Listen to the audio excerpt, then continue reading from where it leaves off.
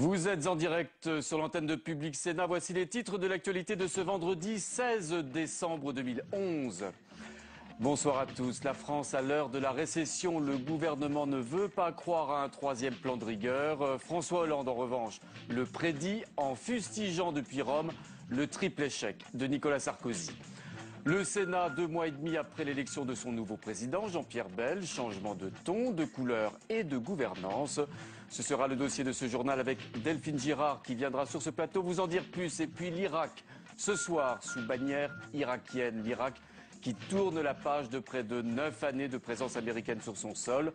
Dans quelques minutes, nous recevrons sur ce plateau Alain Grèche, le directeur adjoint du Monde diplomatique, et Renaud Girard, grand reporter au Figaro. Elle a donc traversé la France et file à l'heure actuelle vers l'Allemagne. La tempête Joachim laisse derrière elle des arbres abattus, des pompiers sur la brèche et un cargo maltais sur une plage du Morbihan. À la mi-journée, plus de 300 000 foyers étaient toujours privés d'électricité. La bonne nouvelle est à mettre à l'actif de la SNCF qui prévoit un trafic redevenu normal sur l'ensemble de son réseau pour les grands départs en vacances, vous le savez, qui se profilent dès ce soir. C'est une tempête d'une toute autre nature qui se profile à l'horizon déjà chargé de l'économie du pays. Les prévisions de récession annoncées par l'INSEE pour le dernier trimestre de cette année et le premier de l'an prochain risquent en effet de bouleverser les plans du gouvernement et renforcent l'idée d'un nouveau plan d'austérité. Bérangère Dinglas. Au vocabulaire alarmiste asséné depuis des semaines vient s'ajouter aujourd'hui un nouveau terme inquiétant, la récession. Sans surprise au vu de la crise économique qui secoue la zone euro, l'Institut statistique prévoit une baisse du produit intérieur brut lors des 2 prochains trimestres, ce qui définit la récession. Des prévisions négatives qui devraient précipiter la perte du triple A. Les marchés financiers voient que la France et la zone euro vont connaître une période relativement longue de stagnation économique. Ils savent que ça signifie moins de rentrée fiscale, plus de dettes, et donc, naturellement, il y a un risque important que les agences de notation nous dégradent. Pour autant, pas sûr que cette baisse de la note française provoque une hausse des taux d'intérêt, puisque les marchés ont déjà anticipé la dégradation de la situation en France. En revanche, pour les économistes, cette mauvaise conjoncture risque d'accroître les déficits publics. D'une manière générale, moins de production, donc moins de recettes fiscales, et d'un autre côté, peut-être plus de chômage, par exemple, et donc plus de dépenses d'indemnités chômage. Donc, ce genre de mécanisme automatique, de stabilisateur automatique comme on les appelle, joue dans le sens d'une hausse du déficit public un petit peu mécanique.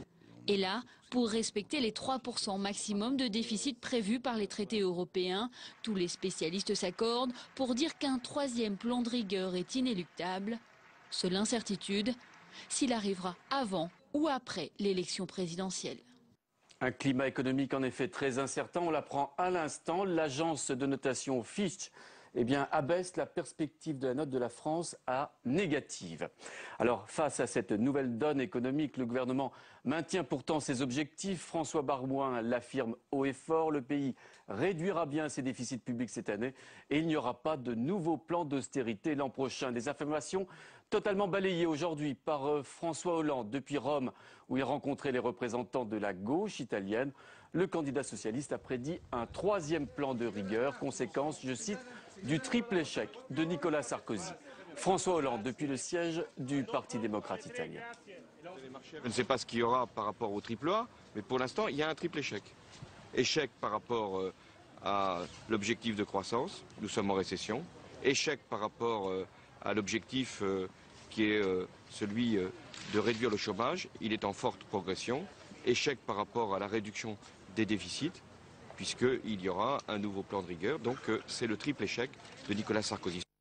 Alors ce brouillard qui nimbe l'avenir économique contraint le Parlement à naviguer à vue. Hier soir, les sénateurs ont revêtu une fois de plus leur tenue d'ajusteurs pour revoir pour la 4e fois cette année, le budget 2011. Une discussion où l'annonce des chiffres de récession ont quelque peu refroidi les parlementaires. Elisa Bertolomé. Pour l'adoption 176, contre l'adoption 168. C'est dans un contexte économique tendu que le Sénat a adopté le 4e projet de loi de finances rectificatif pour 2011. L'annonce de l'entrée en récession de la France pendant les débats n'a pas bouleversé les discussions. Tout au plus a-t-elle été minimisée par la ministre du Budget, Valérie Pécresse. Effectivement, viennent de tomber ce soir les prévisions de l'INSEE. Alors il ne s'agit que des prévisions, hein, c'est des enquêtes réalisées auprès des chefs d'entreprise. Il ne s'agit pas de données réelles, mais elles font état, ces prévisions, d'une croissance qui est stoppée à cause des inquiétudes qui sont liées, vous le savez, aux turbulences que traverse la zone euro. Mais la crise de la zone euro n'a pas empêché le Sénat de revenir sur plusieurs dispositions. Les sénateurs ont voté le retour de l'indexation de l'impôt sur le revenu sur l'inflation. Ils ont aussi supprimé le relèvement de la TVA de 5,5 à 7%. Une mesure jusqu'alors jugée injuste par les sénateurs socialistes. D'un point de vue macroéconomique, c'est extrêmement dangereux, sans compter que l'augmentation pèsera plus sur les foyers les plus modestes. Ces deux mesures seront certainement supprimées en commission mixte paritaire par l'Assemblée nationale, assemblée où se tient en ce moment l'examen du projet de loi de finances pour 2012. Contre toute attente, certains dispositifs votés par les sénateurs ont été repris par les députés. Des aménagements fiscaux en faveur des jeunes entreprises innovantes, du transport fluvial et de l'agriculture biologique. Et ce n'est pas fini, le Sénat n'est pas encore en vacances. Quelques textes seront encore examinés la semaine prochaine, dont celui fixant la nouvelle gouvernance de la Haute Assemblée, voulue par Jean-Pierre Bel. Depuis le 1er octobre, date d'élection de son nouveau président, le Sénat de gauche n'a pas aménagé sa peine, avec parfois quelques éclats de voix. Regardez, Margot Brio. Vous ne m'empêcherez pas de parler, mes chers collègues. Hurlez tant que vous voulez, ça démontre que vous êtes vraiment très en colère d'avoir perdu cette haute chambre. Scène inattendue dans un palais peu habitué aux éclats de voix. Mais depuis 2 mois, la droite est dans l'opposition et c'est la gauche qui lui dicte sa loi.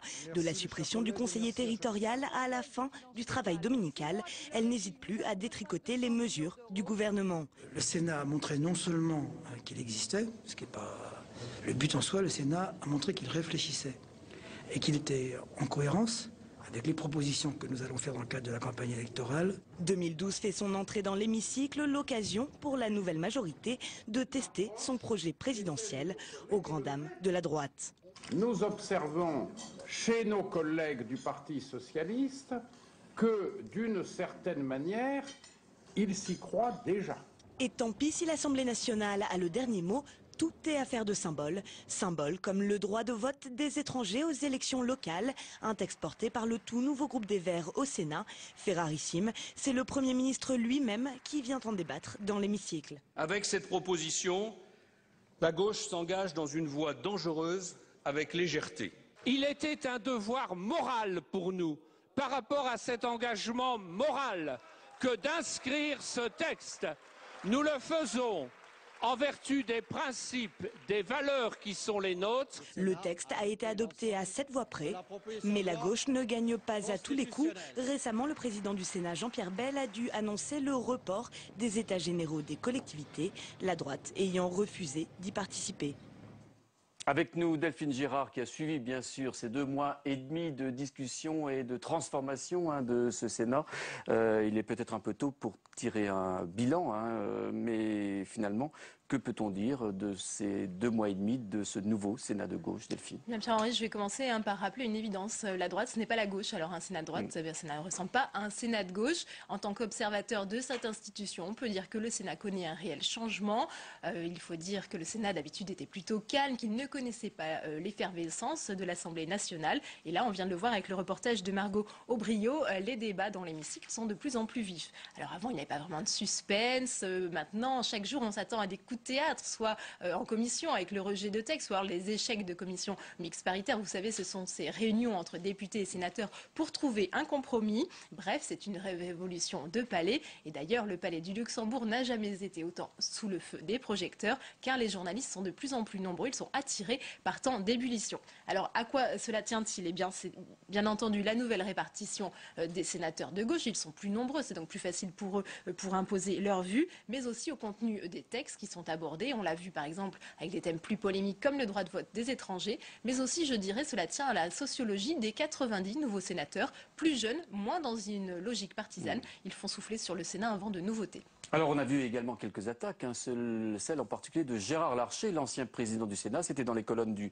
Figaro il y a quelques jours, qui critiquait ce nouveau Sénat de gauche, devenu selon lui, je le cite, la maison des Hollandais, Delphine. Oui, alors c'est vrai que les textes comme le droit de vote des étrangers font partie du projet socialiste pour la présidentielle de 2012. Le budget tel qu'il a été amendé porte aussi la marque du candidat Hollande. Mais peut-on reprocher à la gauche d'agir ainsi alors qu'elle n'a jamais été au pouvoir au Sénat ?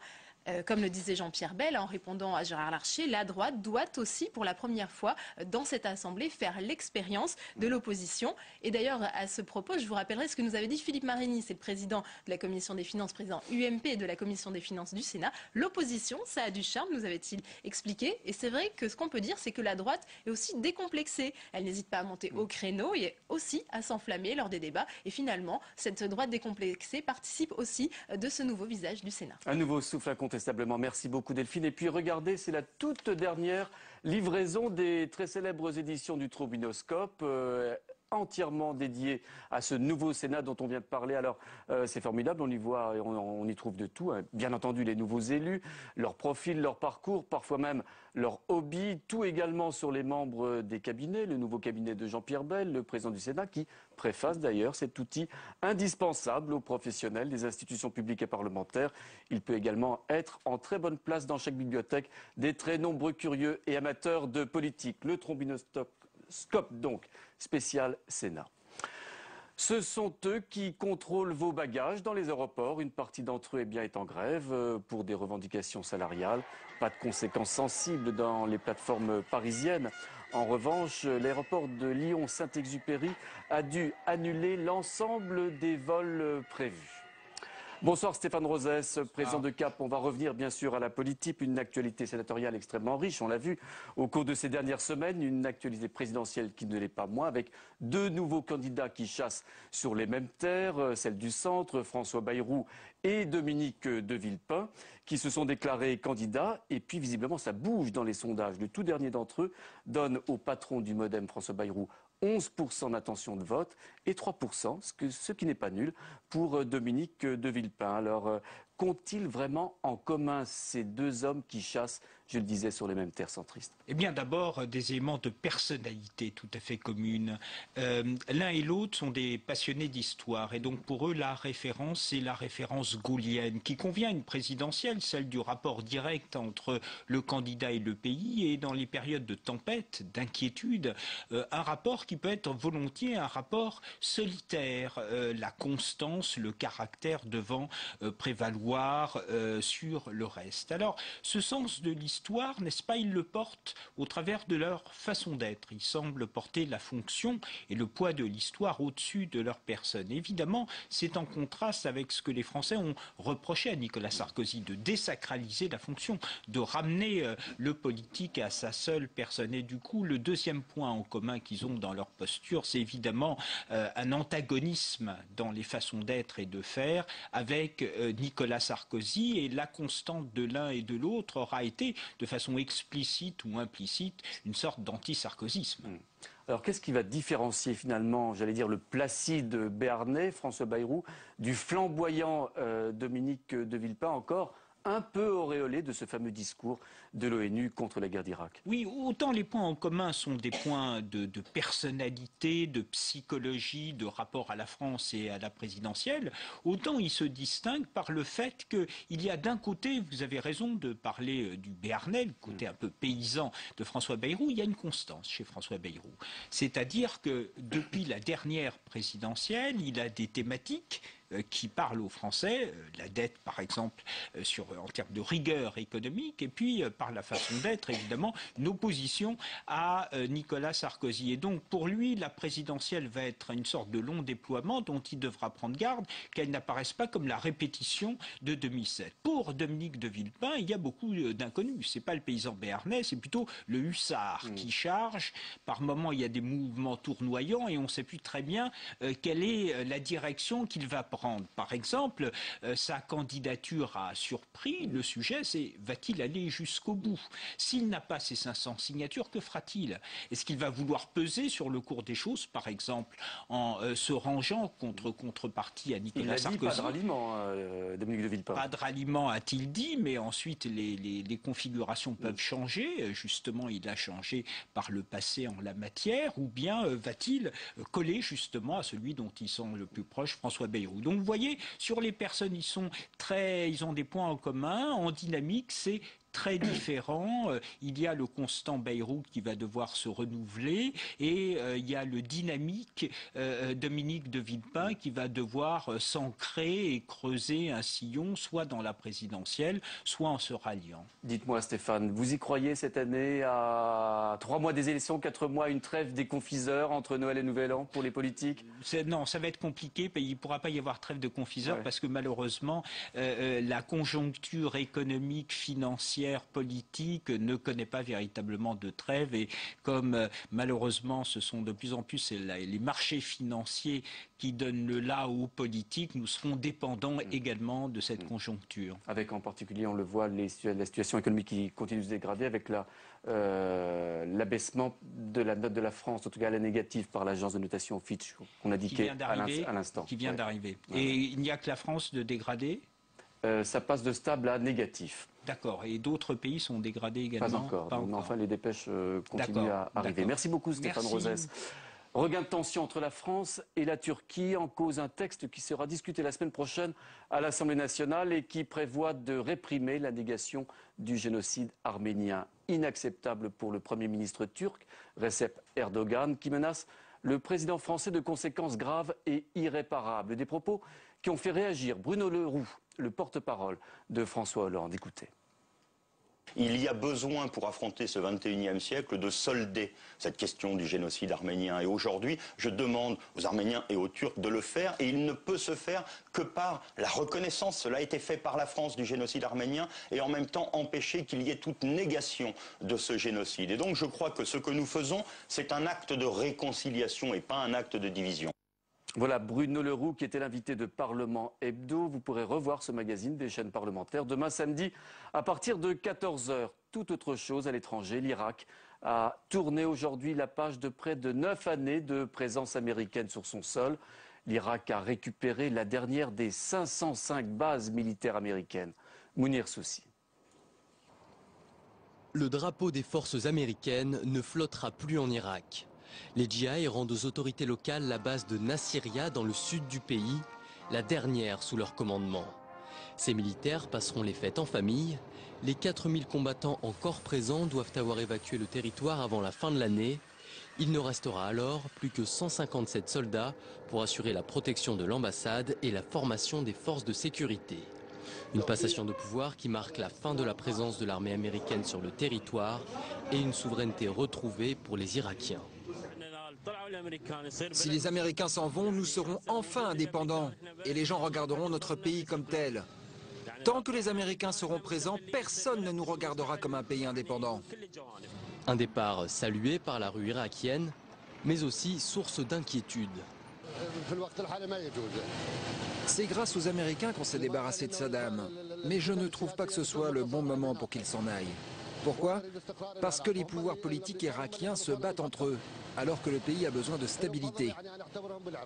Pour assurer la sécurité, l'Irak dispose de 900 000 hommes dans ses rangs. Ils devront gérer les luttes confessionnelles et prévenir les attentats encore fréquents dans le pays. Ils pourront compter sur un cadeau de Washington, 100 millions de dollars d'équipements laissés sur place par l'armée. Leur rapatriement coûterait plus cher. L'armée américaine quitte l'Irak mais garde un œil sur le pays. 4000 soldats sont redéployés au Koweït au moins jusqu'à l'été 2012. Les États-Unis conservent la zone verte au cœur de Bagdad et vont envoyer 17 000 expatriés sur le territoire. Voilà, et pour parler de cet abandon de la dernière base militaire américaine aux Irakiens et pour parler de l'avenir de l'Irak, nous ont rejoint sur le plateau Public Sénat, Alain Grèche. Vous êtes le directeur adjoint du Monde diplomatique. Merci d'être avec nous. Et à côté de vous, Renaud Girard, habitué du plateau, grand reporter au Figaro, que vous connaissez parfaitement l'Irak. Les Américains donc abandonnent cette base, la dernière, aux Irakiens. On a un petit peu l'impression d'un retrait militaire en douceur. Est-ce que ce mot est approprié pour parler de ce retrait militaire américain en Irak? Oui, parce qu'il avait annoncé déjà il y a un peu plus d'un an, l'arrêt de toutes les opérations militaires. C'est-à-dire qu'ils ne sortaient plus de leur base et que c'était seulement des unités irakiennes, n'est-ce pas, qui participaient au maintien de l'ordre et aux éventuels ratissages ou offensifs. Donc on peut parler effectivement de retrait progressif. C'est évidemment pas un succès parce que il y a encore 1 an et demi, on pensait que les Américains eux-mêmes pensaient qu'ils allaient pouvoir rester plus longtemps. Ça s'est pas fait parce que les Irakiens n'acceptent pas que les soldats américains qui auraient commis des délits soient jugés uniquement par des cours des tribunaux militaires américains. Ils n'acceptent pas une sorte d'impunité ou d'extraterritorialité du soldat américain sur le sol irakien. Et donc, ils se sont retirés. La phrase la plus importante est celle de Barack Obama, qui, en bon chef des armées, a rendu hommage aux morts, aux combattants, etc., mais a dit d'une manière assez laconique, l'histoire jugera si c'était une bonne décision que d'y aller, on comprend bien ce que ça veut dire. Alain Grèche, sur cette phrase justement de Barack Obama, est-ce que c'était une bonne décision d'y aller? C'est peut-être facile, après tout ce qui s'est passé, de répondre à cette question. Ben, je crois que l'histoire a déjà jugé. Je veux dire, Obama, il est optimiste et il ne veut pas reconnaître quelque chose. C'est que l'histoire a jugé parce que, indépendamment de ce que les Américains veulent ou ne veulent pas et de leur politique, c'est les conséquences sur l'Irak qu'il faut mesurer. C'est-à-dire, on parle beaucoup de 4500 soldats américains qui ont été tués. 30 000 blessés. Oui, mais il y a au moins 100 000 Irakiens, sans doute 150 000 Irakiens, mais qui ont été tués. Mais au-delà de ça, il y a la destruction d'un État et d'un pays. C'est aujourd'hui, les Américains ont installé finalement et renforcé dans ce pays un système confessionnel qui n'existait pas avant. Avec des divisions entre sunnites et chiites, entre les chrétiens et les musulmans, entre les Kurdes et les Arabes. Non pas que ça n'existait pas du tout avant, mais maintenant c'est au grand jour, et la vie politique est organisée autour de ça. Il n'y a pas d'État. Enfin, 10 ans après l'intervention américaine, il n'y a pas d'électricité 24 heures sur 24. Vous ne regrettez quand même pas le régime de Saddam Hussein? Mais personne ne regrette le régime de Saddam Hussein, mais quand on demande aux Irakiens, des fois, ils disent, mais attendez, bien sûr, c'était un régime dictatorial, mais là, on descend dans la rue et on peut mourir parce qu'il y a un attentat. Alors, il y a un peu moins d'attentats qu'avant, mais il y en a 2 par jour encore. Et c'est quand même quelque chose de terrible. Et puis, un autre élément, je m'excuse juste, c'est que c'est un régime autoritaire. C'est pas du tout un régime démocratique. Il y a eu un printemps arabe à Bagdad, il a été réprimé avec force, avec des morts, etc. Donc, le bilan est vraiment, vraiment très mauvais. Et puis il y a des risques de reprise de la guerre civile. Alain Grèche parlait de l'affrontement entre Kurdes et Arabes quand il faudra se partager le pétrole à Kirkouk et à Mossoul. Je ne sais pas comment ça va se passer. La guerre civile entre chiites et sunnites peut reprendre à tout moment. Et puis, encore plus grave, je dirais, pour un président comme le président Bush, qui était un président ouvertement chrétien, qui faisait sa prière, et libre à lui, avant tous les conseils des ministres, eh bien, il y a une conséquence aussi dont il faut parler, c'est que la grande majorité des chrétiens irakiens, qui étaient des chrétiens qui étaient là, ancestraux, assyriens, qui étaient là bien sûr bien avant l'islam, ont dû fuir. Ils ont fui où d'ailleurs? Pour la plupart en Syrie. Bon, c'est un succès et c'est un échec absolument épouvantable. Barack Obama est un des rares démocrates à être publiquement opposé. Il ne comptait pas beaucoup à l'époque, en 2002, à s'être opposé à cette invasion. Hillary Clinton, son secrétaire d'État, avait voté pour la guerre en Irak, mais Obama sait que c'était un échec effroyable qui a coûté plus d'1,5 trillion de dollars aux États-Unis, c'est-à-dire 1500 milliards de dollars. Regardez s'ils avaient utilisé cet argent au développement international, à la maîtrise ou à la dette, voilà. Imaginez ce qui se serait passé. C'est un échec c'est un échec effroyable. Ils ont effectivement détruit un État et surtout, ils ont détruit leur pouvoir de dissuasion, c'est-à-dire que plus personne n'a peur des Américains. Ils n'ont même pas été capables, ils ne sortent pas en beauté de l'Irak. Et donc le pouvoir de dissuasion des États-Unis aujourd'hui dans le monde a beaucoup diminué. Alain Grèche, compte tenu de ce qu'on vient d'entendre, comment peut-on imaginer un avenir paisible pour ce pays, l'Irak, aujourd'hui? Écoutez, une des leçons de l'Irak, c'est qu'il ne faut pas s'ingérer dans les affaires des autres.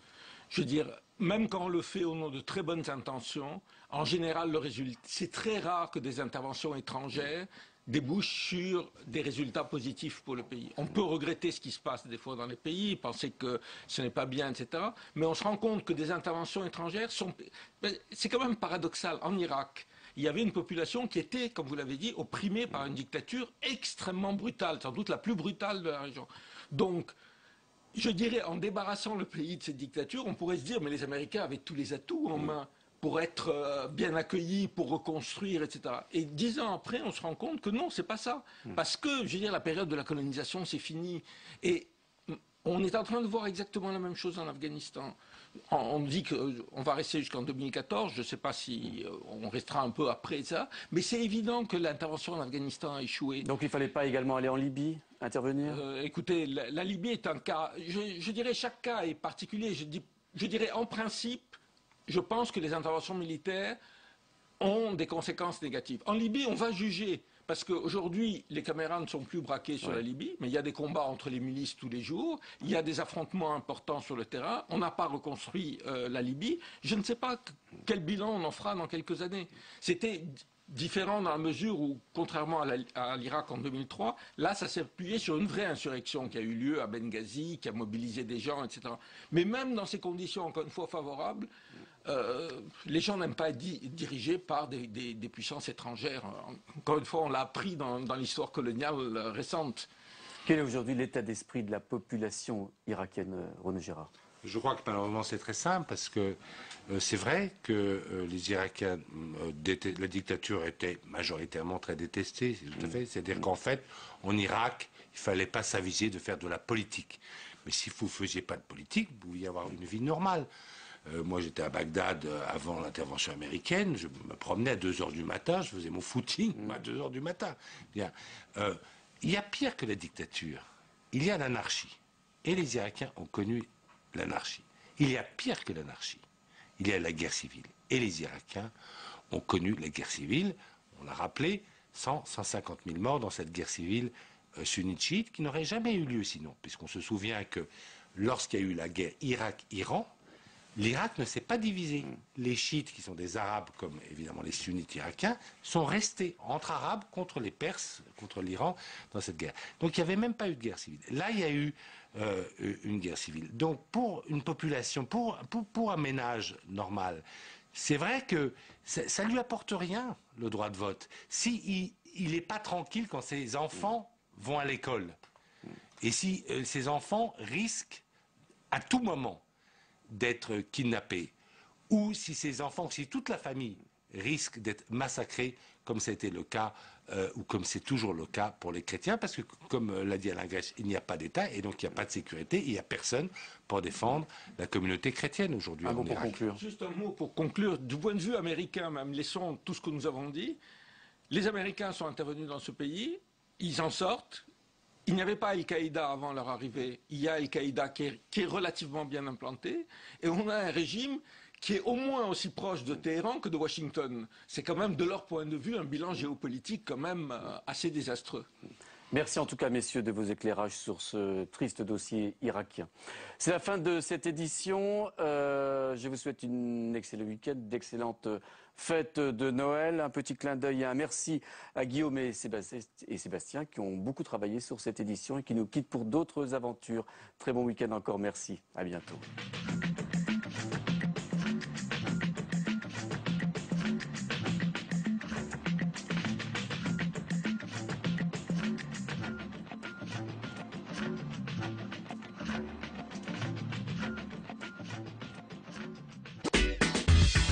Se renseigner sur les programmes.